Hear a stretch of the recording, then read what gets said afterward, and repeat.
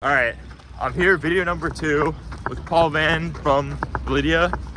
How's it going, man? Good, dude, good. It's an not early morning run, a little like early afternoon, late morning run, but glad to be out here, man. Thanks for having me. We're here in Central Park. Pretty crowded right now, but all right, so Paul, tell us a little bit about Validia, what you guys do. Yeah, absolutely.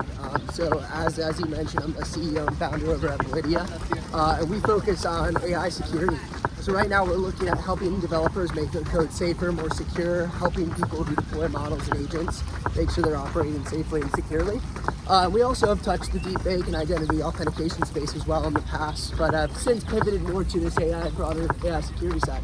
Interesting. And so how did you get into the AI security field? I feel like most people our age are in very different markets, but very curious how you started. Yeah, dude, absolutely. So, I got into cybersecurity when I was 12. Grew up in like the Northern Virginia, DC area. Cyber was a very hot topic there, and as I was growing up, I started getting into software development, programming, and was trying to find a use case that made the most sense. And ended up landing on cybersecurity because, again, DC was so hot with cyber at the time. And so over the last couple of years, have worked in threat intelligence, threat hunting, EDR, XDR.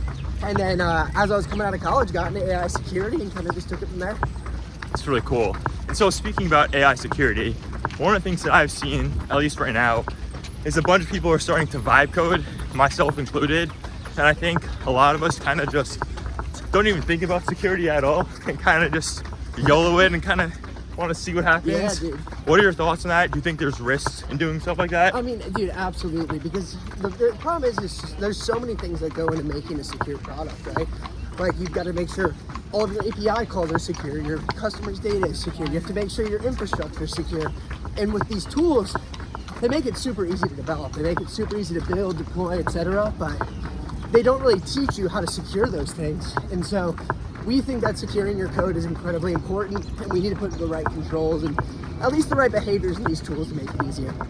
Interesting. And so what do you think the average person should be doing to protect themselves? Let's just say, like, for me personally, like, I'm running all my code, kind of just deploying stuff, taking things from the internet. What should I be looking for when I'm deploying things? And as a start, I think that the big AI labs have released some pretty cool tools.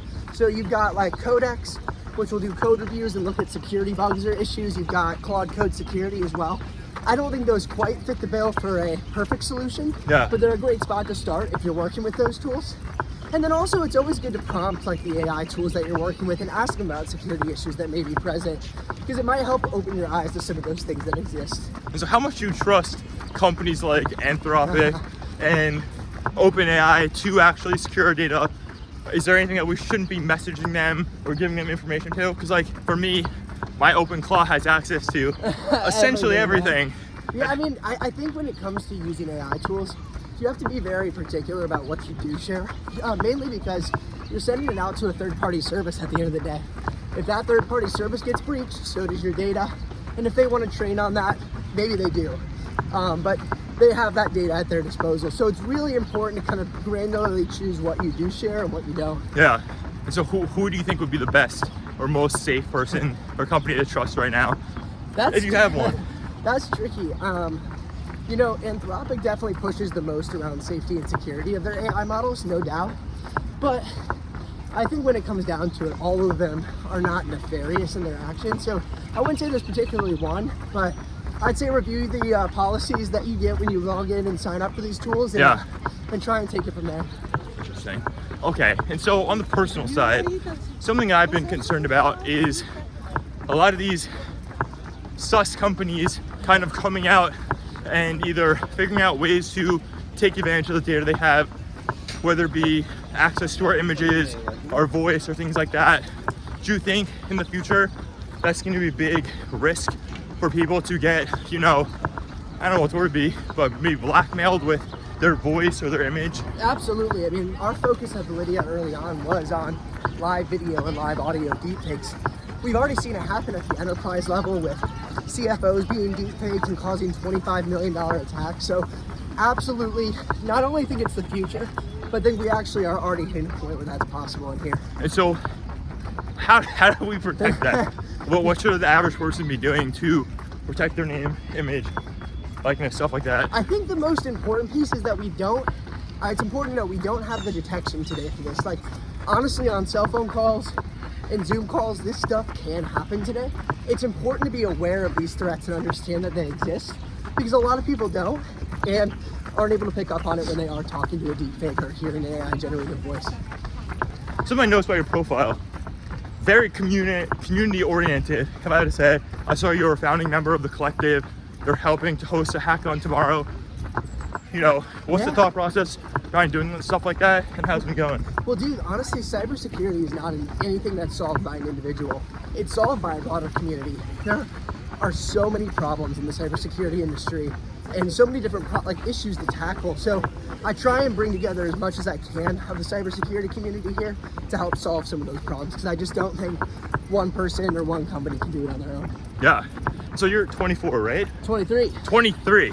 What's it like being a 23-year-old founder in an industry that I would say is, you know, pretty mature for the most part? Yeah. How do you get taken seriously? Do you ever have issues where you're like, oh, like, they think I'm 23, they're not going to listen? And how do you overcome that? Yeah, I mean, I'd say the biggest thing is like having experience in building trust. In cybersecurity, it's one of the very few industries where you need to develop this repertoire of trust with all of your customers and your customer base. And so having worked in the industry for 11 years now and been a part of it for a while, It's crazy. it helps. And also it's important to understand the problems you're solving. A lot of people get into cyber or starting a cyber company but not have experience in it. Yeah. And they miss a lot of the problems that actually are there. So having that experience, understanding the problem these CISOs face is incredibly important.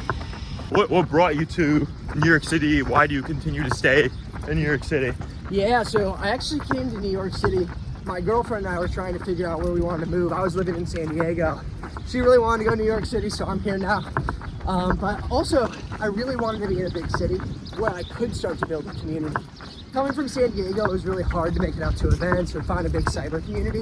But moving here, I feel like I'm at events every day, talking to new people, building that cyber community. And I just think the tech scene's so ripe here right now. Yeah. With so many unique players in it.